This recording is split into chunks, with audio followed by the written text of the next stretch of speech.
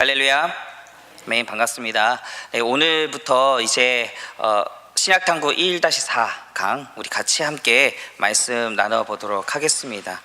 저번 시간에는 이제 예수님께서 이제 공생의 사역을 앞두시고 공생의 준비 6개월 동안의 공생의 준비를 하셨던 것을 우리가 함께 살펴보았습니다. 세례 요한에게 세례를 받으시면서 참 메시아이심을 이제 공적으로 나타내시고 유대 광야에서 40일 금식하신 후에 그 금식하시고 마귀의 시험을 이기시고 승리하신 후에 세례 요한 집회 장소에서 5 제자를 만나시고 가나안 혼인잔치에서 첫 표적을 나타내시면서 이제 가버나움에 며칠 내려가 계신 것으로 해서 이제 예수님 공생의 준비 기간이 이제 맞춰지고 6월절을 예수님께서 지키시기 위해 예루살렘으로 올라가셔서 공생의 첫 사역을 시작하는 것으로 오늘 함께 강의를 시작해 보도록 하겠습니다.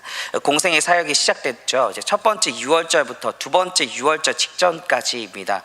예수님의 공생에는 1년차, 2년차, 3년차로 이렇게 진행되는데 그 1년차, 2년차, 3년차를 나누는 그 시기는 6월절을 지키시기 위해 올라가셨던 그 해를 기준 삼아서 이렇게 자르게 됩니다.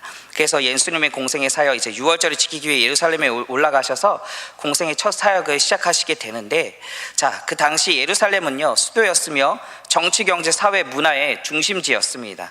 그곳은 로마에 빌붙어 사는 기득권자들과 헤롯 가문에 연관된 자들이 득실거렸고 헬라 문화와 로마 문화가 유행한 곳이었습니다. 예루살렘 성전을 중심으로 지식증인 사두개인과 서기관 그리고 바리새인들이 자리를 점령하고 있었습니다. 당시 예루살렘 그 성전은 3번째로 지어진 것이었습니다. 첫 번째 성전은 솔로몬이 지었지만 바벨론 느부갓네살 왕에 의해 파괴되었습니다. 두 번째 성전은 포로에서 돌아온 귀한 자들이 스룹바벨과 함께 재건하였습니다. 그러나 400년 중간기 시대에 헬라의 셀레우코스 왕조 때 안티오코스 4세가 성전을 더럽혔습니다. 이후 성전은 항상 보수해야 할 만큼 부실하게 되어버렸죠. 이때 에돔인이었던 헤롯 대왕이 로마를 등에 업고 유대인의 왕이 되고 나서 유대인들의 환심을 사기 위해 수르바벨 성전을 허물고 재건축을 하게 됩니다. 이 공사는 AD 63년까지 계속되었는데 예수님께서 공생의 사역을 하실 때에도 공사가 46년째 진행되고 있었음을 요한복음 2장 20절 말씀을 통해서 우리가 확인할 수 있게 됩니다. 그러나 헤롯 성전은 헬레니즘과 로마 양식으로 혼합하여 겉은 화려하고 웅장해 보였지만 그 속은 장사하는 집과 강도의 구렬이었습니다. 자, 강의한 왼쪽 그림을 보시면 예수님 당시의 예루살렘 그림이 있는데 헤롯 성전이 얼마만큼 컸는지를 확인하실 수 있게 됩니다. 또한 오른쪽 그림은 예수님 당시 성전 헤롯 성전을 확대한 그림인데요, 본래 성전을 둘러싸고 있는 이방인의 뜰이라는 것이 있습니다. 성전은 유대인 중에서 남자 어른만 들어갈 수 있고 이방인이거나 여자와 어린이는 들어갈 수 없었습니다. 그래서 이방인 가운데 유대인이 된 사람 또는 여자들이 성전에 와서 기도하고 싶을 때 기도할 수 있는 이방인의 뜰이라는 곳을 만들었습니다. 그런데 우리는 이 성전 지역을 확대한 그 오른쪽 그림을 통해서 이방인의 뜰이 헤롯 성전에서 넓은 공간을 차지하고 있음을 발견하게 됩니다. 또한 이방인들이 성전에 적법하게 접근할 수 있는 범위가 여기까지였다라는 거죠. 그러나 이 넓은 이 이방인의 뜰을 사두개인들이 상가로 만들어 짐승을 갖다 놓고 환전상을 불러드리게 됩니다. 명목은 무엇이었냐면 절기를 지키러 그 예루살렘으로 올라오는 백성들이 쉽고 간단하게 제사를 드릴 수 있도록 재물을 팔고 돈을 바꿔준다는 것이었습니다. 그렇지만 여기에서 상당한 이윤과 착복이 이루어졌고 그 돈의 일부를 헤롯에게 갖다 주었으며 헤롯은 그 돈의 일부를 로마 정부에 갖다 바쳤습니다. 이 정치와 종교가 결탁해 있었다라는 것이죠. 순수하게 하나님을 예배하는 성전이 어떻게 보면은 더럽혀져 있었다라는 겁니다.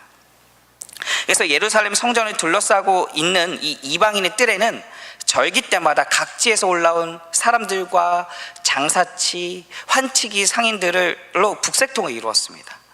결국 예수님이 이제 유월절을 지키시러 성전에 가셨을 때 이 성전을 청결하게 하신 사건은 이런 부패를 갈아엎은 사건이 되었던 것이죠.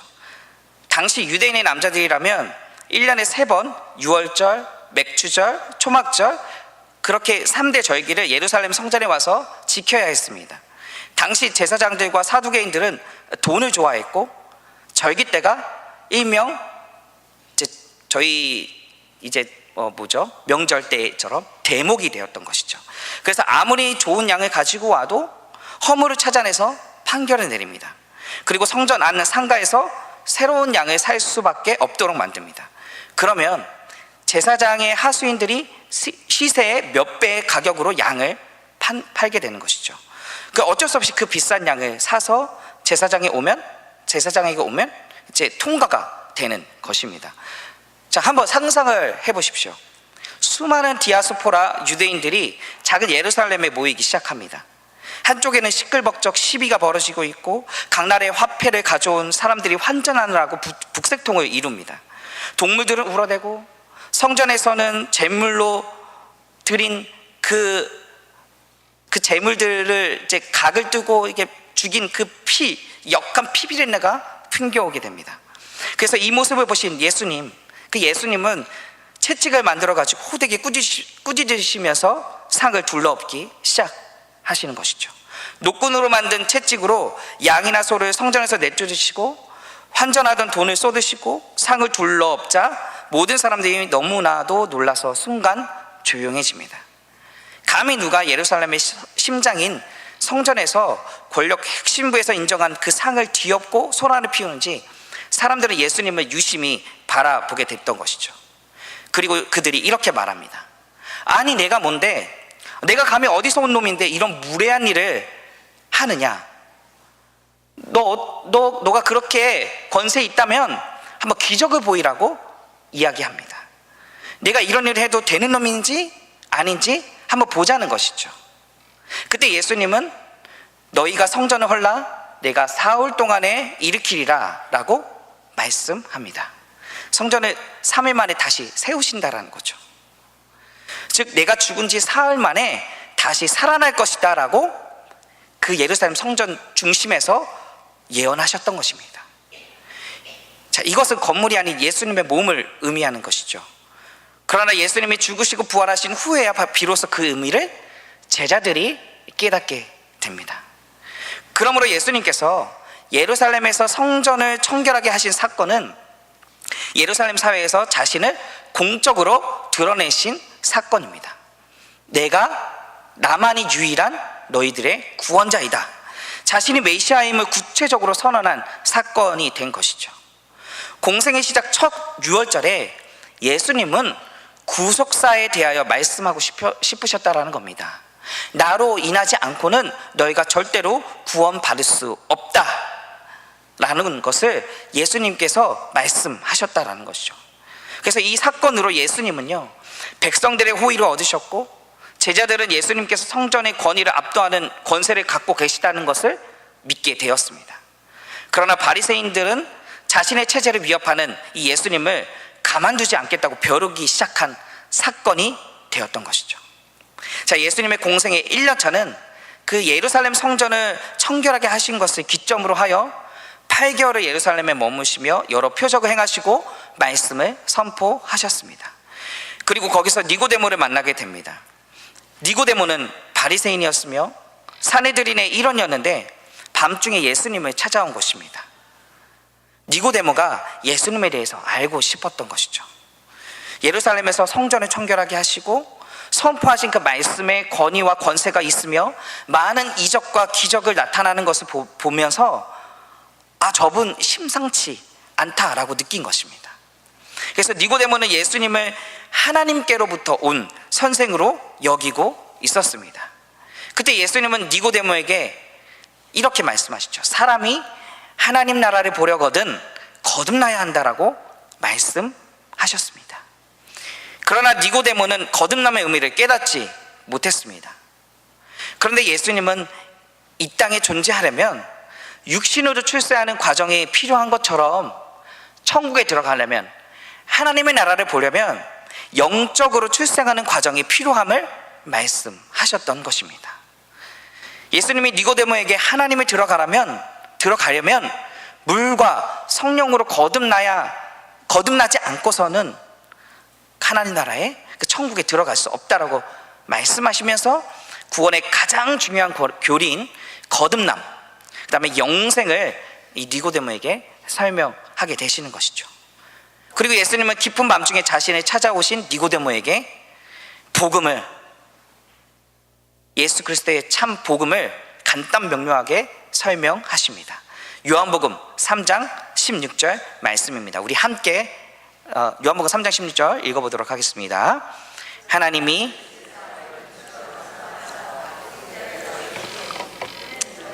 믿는 자마다 멸망치 않고 영생을 얻게 하려 하심이니라.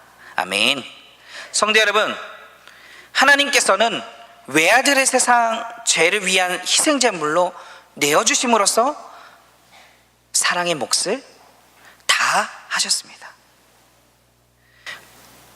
자, 그렇다면 이제 누구의 몫만 남아있을까요? 누구의 몫만 남아있을까요? 바로 하나님은 하실 일을 다 하셨다라는 거죠. 그리스도도 보내주셨고요, 그 사랑, 그 은혜를 우리에게 충분하게 공급해 주셨습니다. 그 주님 믿을 수 있도록, 구원함 얻을 수 있도록 모든 그 삶을 인도해 주셨던 것이죠. 자, 그러면 이제 누구만 남았습니까? 우리만 남았습니다. 우리 몫만 남았다라는 것이죠. 그게 무엇일까요? 우리의 몫은 그리스도를 인생의 구주로 믿고 장차 천국에 들어갈 소망으로서 예수님만을 신뢰하는 것입니다. 믿으십니까? 아멘. 구원은 하나님께서 거저 주시는 선물이라는 거죠. 우리가 할 일은 믿음으로 그 선물을 받는 것입니다. 받는 것에서만 끝날까요? 우리는 이 선물을 받아 누릴 수 있어야 합니다. 왜냐하면 그리스도를 나의 구주로 영접할 때 우리는 죄 때문에 멸망으로부터 건짐을 받아 하나님께서 주시는 영원한 생명을 얻을 수 있기 때문입니다. 아멘. 그러므로 하나님께서 하신 그 목, 하나님이 세상을 이처럼 사랑하사 독생자를 주셨으니 이는 저를 믿는 자마다 멸망치 않고 영생을 얻게 하려 하심이라. 그 죄 때문에 멸망당할 수밖에 없는 우리를 구원하신 그 주님 예수 그리스도를 온전히 신뢰하며 믿고 따라갈 때만이 그 영원한 생명이 주어진다는 것을 꼭 기억하시면서 그 복음의 시작이신 예수님만으로 만족하며 기뻐하며 감사하실 수 있는 우리 대성의 모든 성도님들 되실 수 있기를 주님의 이름으로 간절히 축원합니다. 자, 이제 예수님은 유대 예루살렘을 떠나 이제 갈릴리로 향하게 됩니다. 왜 갈릴리로 가셨을까요? 유추해 보면 이렇습니다. 이 바리새파의 유일한 지지 기반은 민중으로 그들이 지지해 줘야만 힘이 있었습니다. 하지만 성전 청결 사건을 기점으로 예수님께 민중의 관심이 쏠리기 시작했던 것이죠. 이에 바리새파 핵심 인물들이 동요하기 시작합니다. 자신들의 세력을 유지하기 위해서 예수님을 자기 편으로 만들든지 아니면 예수님을 쫓아내야만 했던 것이죠. 또 기득권 세력인 제사장이나 사두개인들도 예수님의 영향력이 예루살렘에서 점점 강해지자 긴장하기 시작했습니다. 그때 예수님은 어떤 소식을 접하시게 되냐면 세례 요한이 잡혔다는 소식을 듣게 되죠. 그리고 그 소식과 더불어 아직 주님의 때가 아니었기에, 아직 주님의 그 시기가 되지 않았기에, 또한 기득권 세력과 부딪히고 싶지 않으셨기에 예수님께서 예루살렘을 떠나 갈릴리로 피신하시게 됩니다. 자, 예수님께서 이제 갈릴리로 올라가시는 길에 사마리아 지방을 의도적으로 통과하십니다. 그런데 사마리아인들은 혼혈족이었기 때문에 유대인들은 그들을 개라고 하면서 무시했습니다. 그래서 갈릴리나 유대로 갈 때 사마리아를 지나가야만 했지만 신발에 더러움이 묻을까봐 멀리 길을 돌아다녔다라는 거죠.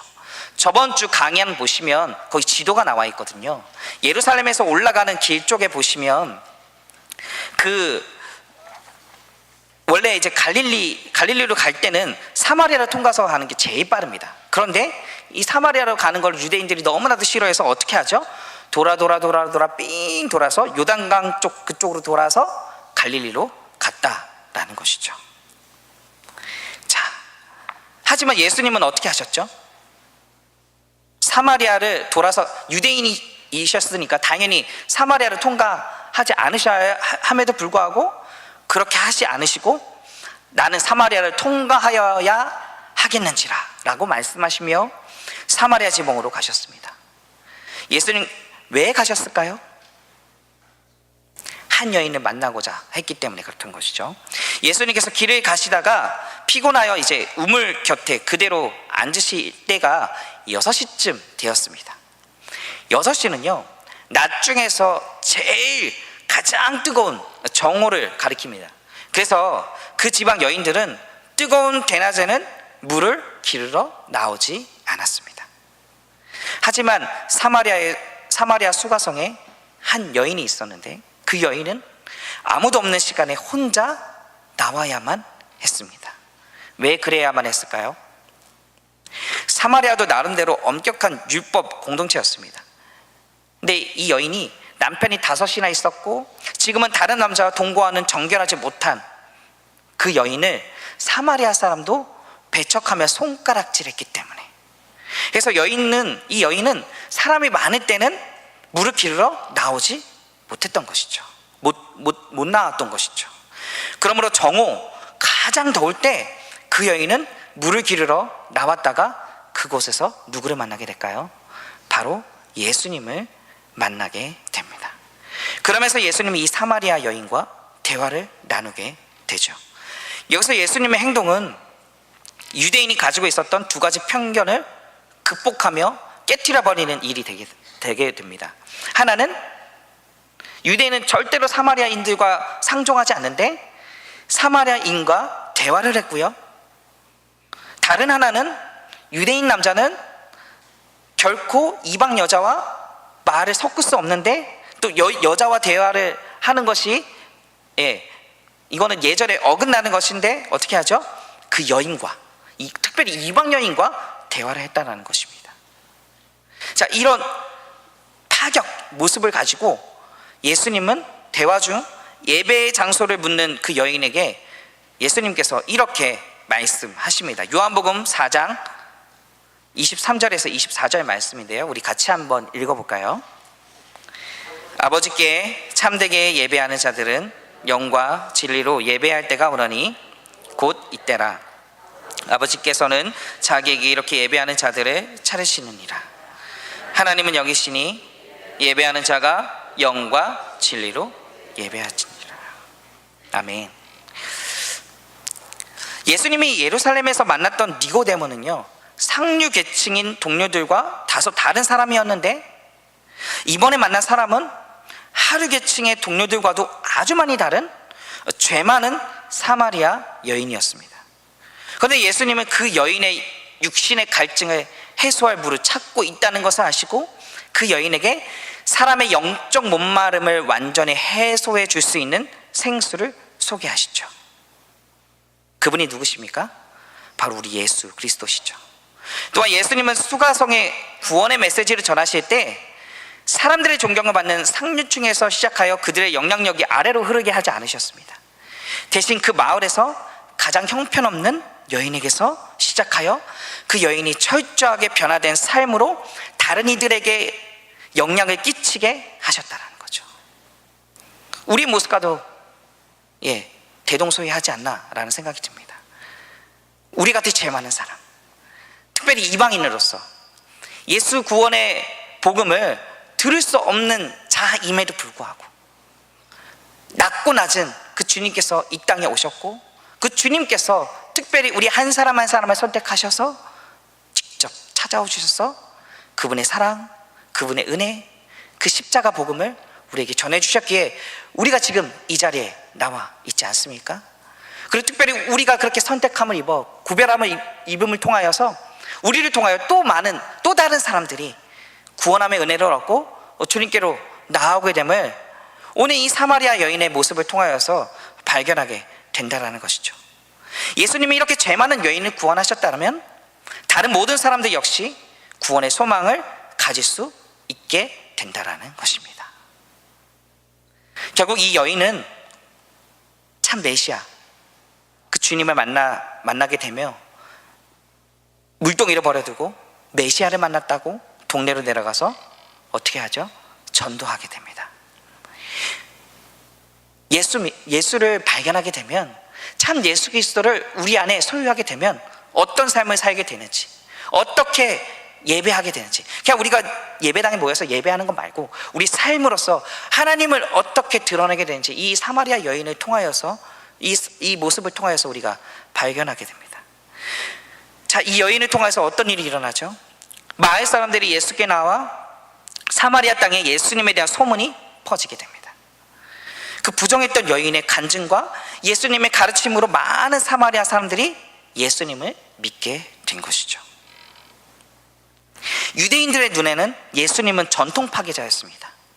유대인들이 쌓아놓았던 그 전통들을 하나 둘 싸그리 파괴하는 파괴자였다는 것이죠. 왜냐하면 율법만큼 소중했던 자신들의 전통을 예수님께서 다니실 때마다 족족 깨트려 버리셨기 때문입니다.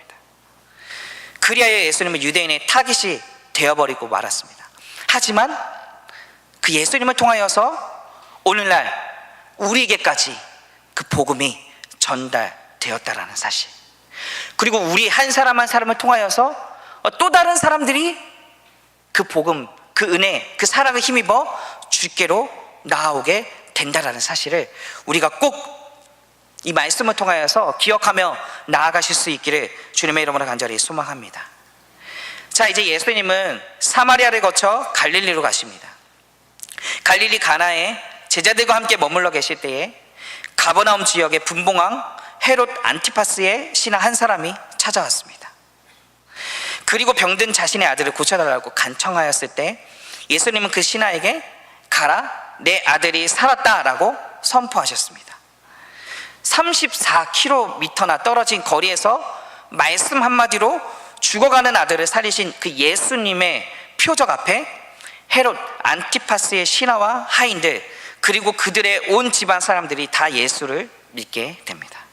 이 사건은 물로 포도주를 만드셨던 첫 번째 표적이 예수님은 창조주 하나님이시다라는 것을 믿게 하는 데 목적이 있었다면, 두 번째 표적이었던 죽은 사람을 살려주시는 예수님이심을, 구세주 곧 그리스도이심을 믿게 하시기 위하여서 이 헤롯 안티파스의 신하 한 사람의 그 아들을 고치심을 통하여 나타나게 되셨던 것이죠. 자, 그 일 이후에 이제 예수님은 자신이 자란 나사렛으로 가십니다. 예수님께서 자신의 친족에게 가셔서 자신이 메시아라고 공식적으로 선포하신 것입니다.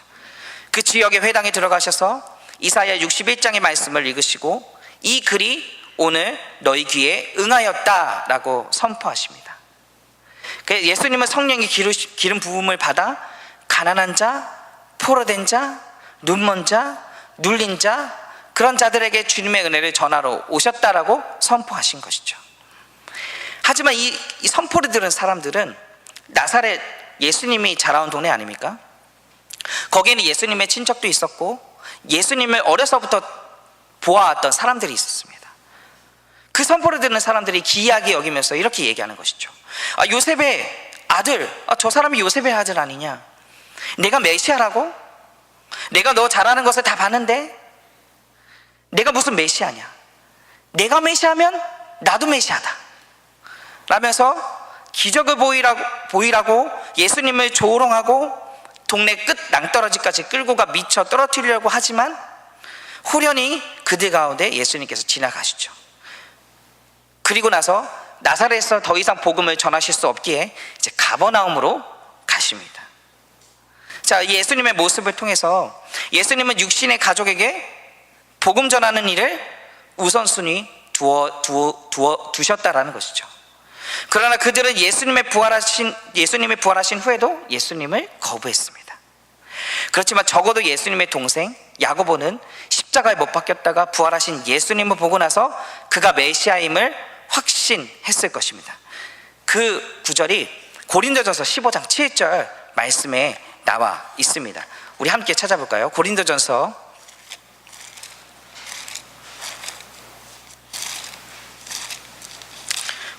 15장 7절 말씀입니다.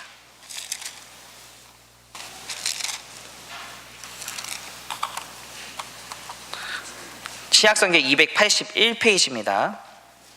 고린도전서 15장 7절 말씀 함께 읽겠습니다. 그 후에 야고보에게 보이셨으며 그의 모든 사람들에게 와. 예수님의 동생 야고보는 어떻게 됐죠?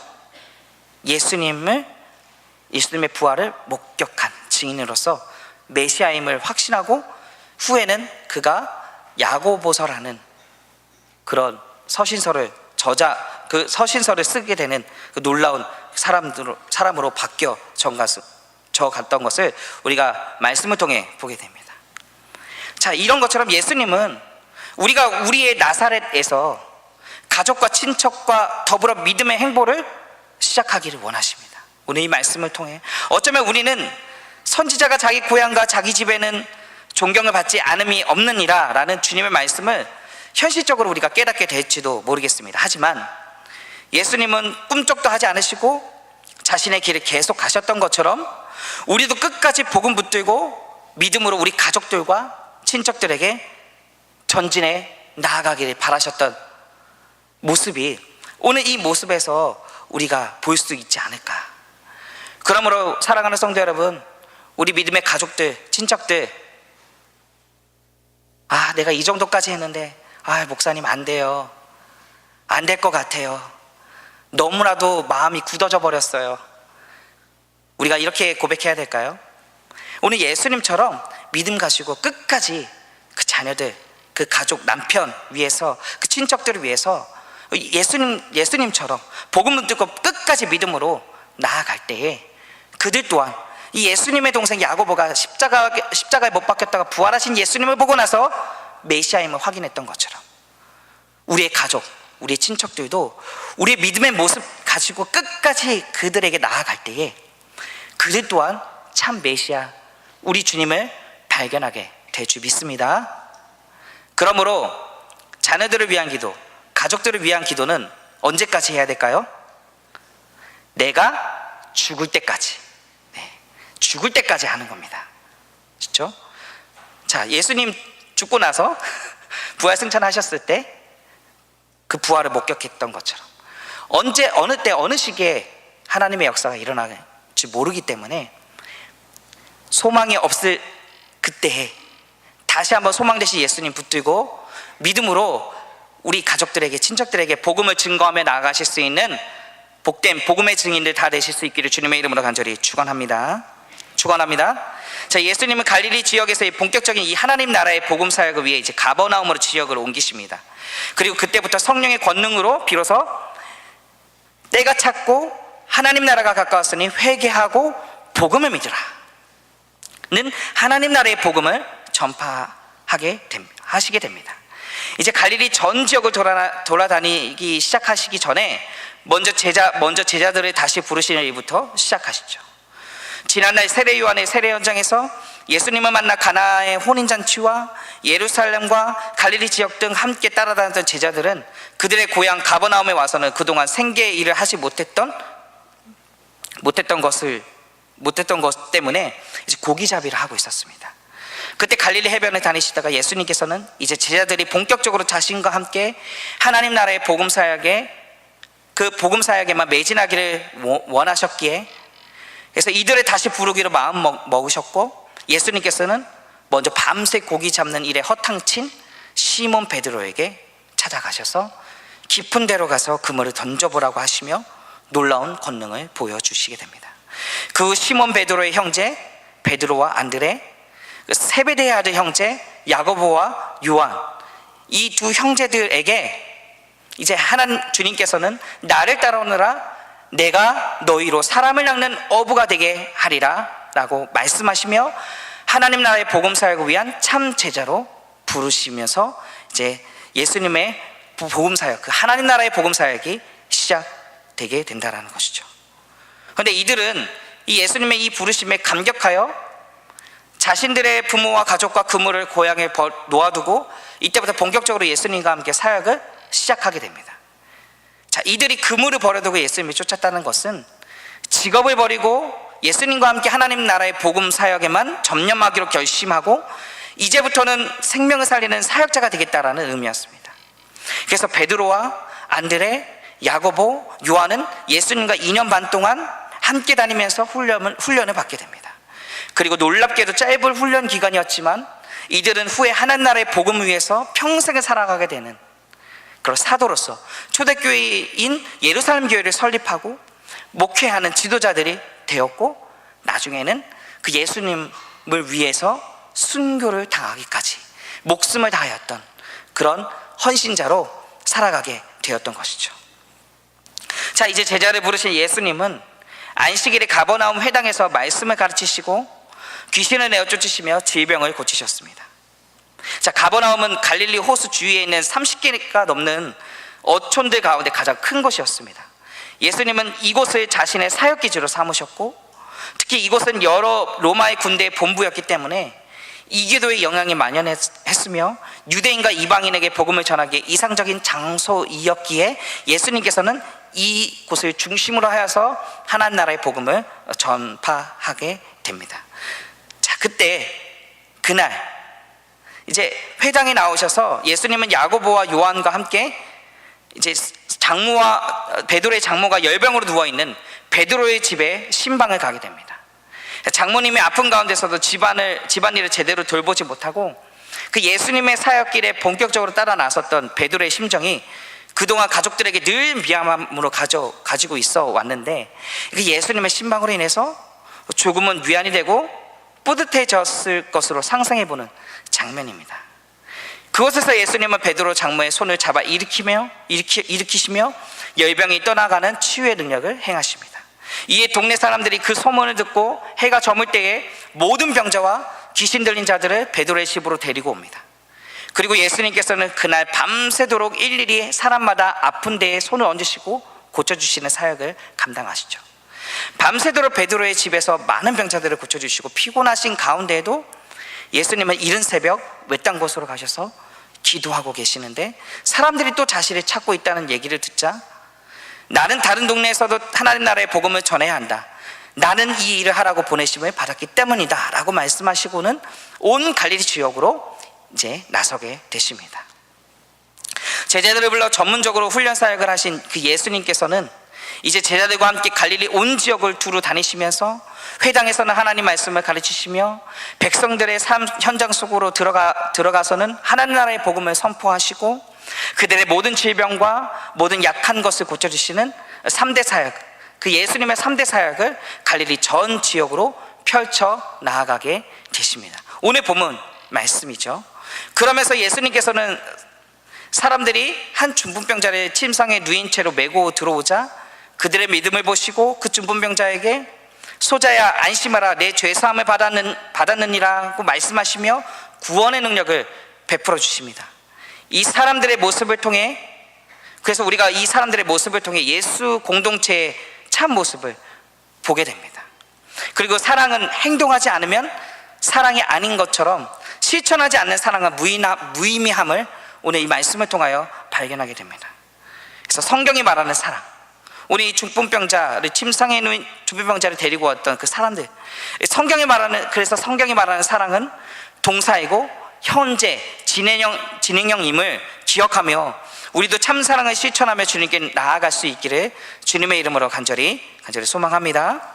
또한 하나님 나라는 먼저 소외된 자들을 품는 나라이고 외식이나 형식에 구애받지 않고 본질을 중요시하며 새로운 가치관 갖는 것을 말하고 있습니다. 그래서 예수님은 당시 죄인 취급받았던 세리마태를 예수님의 제자로 부르시고 그 집 잔치에 참여하셨습니다. 그리고 죄인들을 위해 이 땅에 오셨다고 말씀하시면서 새로운 가치관을 선포하시면서 예수님의 공생의 1년차가 이렇게 맞춰지게 되는 것을 우리가 말씀을 통해서 살펴보게 되었습니다. 그래서 유대 예루살렘에서 8개월 사역을 하셨고, 이 갈릴리 가버나움 그 지역에서 4개월 동안 사역들을 감당하시며 이제 공생의 1년차 사역을 감당하시면서 주님의 공적인 주님이 메시아이심을 선포하시면서 나아가는 주님의 모습을 우리가 말씀을 통해 발견하게 됩니다. 사랑하는 성도 여러분, 이 예수님의 공생의 1년차를 통하여서 우리가 발견할 수 있게 되는 것이 있습니다. 그것은 무엇이냐면, 예수님은 진정한 교사였고 진정한 전도자이셨으며 진정한 의사이셨다라는 거죠. 우리도 예수님의 삶의 가르치심을 겸손히 받아 자비와 긍휼의 마음, 즉 주님의 참 사랑의 마음을 배우고 훈련되어 예수님의 참 제자가 될 수 있기를 주님의 이름으로 간절히 축원합니다. 오늘 예수님의 공생의 1년차의 사역을 우리가 통하여서 그런 예수님의 참 제자가 될 수 있기를 간절히 소망합니다. 또한 예수님이 전해주신 이 천국 복음, 이 공생의 1년차 이 귀한 시간들을 통하여서 선포하신 그 천국 복음을 우리가 믿고 구원받은 자로서 이제 천국의 기쁨과 영광을 경험하며 전파하는 전도자가 될 수 있기를, 그 주님 복음의 그 증인이 될 수 있는 그 전도자의 삶을 살아가실 수 있기를 주님의 이름으로 간절히 축원합니다. 마지막으로 이 예수님 공생의 1년차 사역을 통하여서 아프고 병들고 힘없는 자들을 위로하시며 고쳐주신 그 주님을 우리가 본받아 우리도 아픈 사람들의 가슴에 안고 기도하며 치유하는 이 땅의 치유자로서 살아갈 수 있기를 간절히 소망합니다. 그리하여서 우리가 이 예수님 공생의 1년차들을 우리가 살펴보면서 예수님의 참 제자, 그리고 예수님처럼 전도자로, 그리고 예수님처럼 우리가 이 땅에 참된 소망이신 예수 그리스도를 전하며, 그리고 아픔과 힘들어하며 어렵고 그런 좌절 속에 있는 자들을 치유하며 회복시키는 그런 사역들을 예수님처럼 감당해 나아갈 수 있는 그런 귀한 하나님의 사람들이 될 수 있기를 주님의 이름으로 간절히 소망합니다. 그런 삶을 살아가실 때에 주님께서 우리의 삶을 통하여서 놀랍게 일하여 주실 줄 믿습니다. 공생의 1년차 사역을 감당하신 예수님처럼 우리를 그렇게 힘있게, 우리 능력있게 우리를 그런 귀한 통로로, 축복의 통로로, 복음의 통로로, 사랑의 통로로, 은혜의 통로로 사용하여 주실 줄 믿습니다. 그런 삶으로 믿음 가운데 나아가실 수 있는 우리 대성의 모든 성도님들 다 될 수 있기를 주님의 이름으로 간절히 축원합니다. 우리 이 시간 같이 함께 말씀을 생각하시면서 기도하며 주님 앞에 나아가도록 하겠습니다.